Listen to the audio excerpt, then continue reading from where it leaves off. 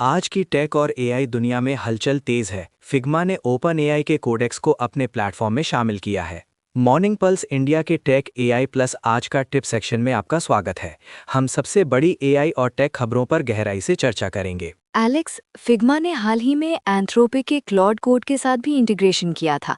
अब open AI का codex क्यों? फिग्मा का मकसद डेवलपर्स और डिज़ाइनर्स को कोडिंग में एआई की मदद देना है। कोडेक्स इंटीग्रेशन से यूजर्स कोड ऑटो जनरेट और समझा सकेंगे, जिससे प्रोटोटाइपिंग और डिज़ाइनिंग और तेज़ होगी। क्या इसका मतलब है कि फिग्मा के यूजर्स अब दो AI code assistants, Claude code और ओपन एआई कोडेक्स दोनों का फायदा उठा सकते हैं? बिल्कुल, दोनों एआई टूल्स अलग अलग स्ट्रेंथ्स के साथ आते हैं। यूज़र अपनी ज़रूरत के मुताबिक किसी एक या दोनों का इस्तेमाल कर सकते हैं। इससे फिग्मा की एआई कैपेबिलिटीज़ काफ़ी बढ़ जाएंगी। टेक इंडस्ट्री में एआई कोडिंग असिस्टेंट्स तेजी से लोकप्रिय हो रहे हैं।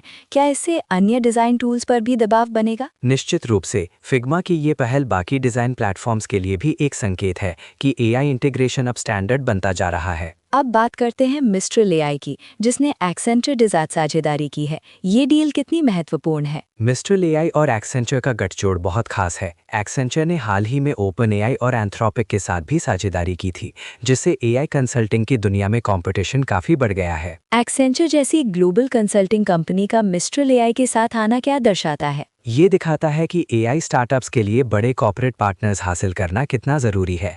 इससे मिस्ट्रल एआई को इंडस्ट्री में नई पहचान मिलेगी और उनकी तकनीक बड़े बिजनेस सॉल्यूशंस में पहुंचेगी। क्या इस साझेदारी से मिस्ट्रल एआई को ओपन एआई और एंथ्रोपिक जैसी कंपनियों के मुकाबले में एडवांटेज मिलेगा? संभावना है, क्योंकि एक्सेंचर अलग अलग सेक्टर्स में अपने क्लाइंट्स को एआई सॉल्यूशंस दे सकती है। मिस्ट्रल एआई को इससे नई मार्केट्स मिल सकती हैं। अब गूगल के नैनो बनाना 2 मॉडल की बात करते हैं, जिसे जेमिनाई ऐप में डिफ़ॉल्ट बना दिया गया है। इसमें नया क्या है? गूगल का नैनो बनाना 2 मॉडल अब तेज़ इमेज जनरेशन और एडवांस्ड एआई टूल्स के साथ फ्री यूजर्स तक पहुंच रहा है।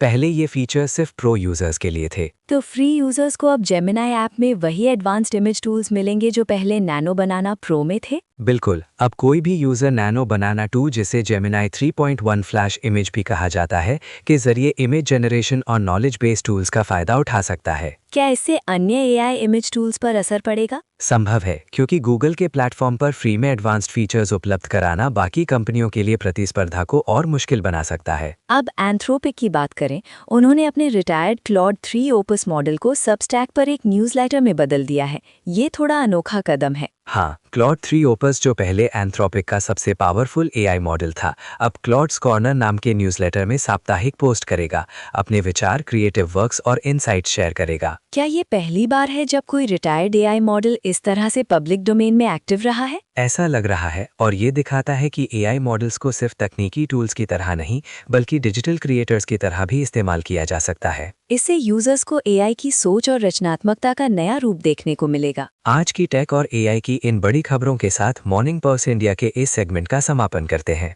ऐसी और गहराई से विश्लेषण के लिए मॉर्निंग पल्स इंडिया का पूरा एपिसोड जरूर देखें। धन्यवाद।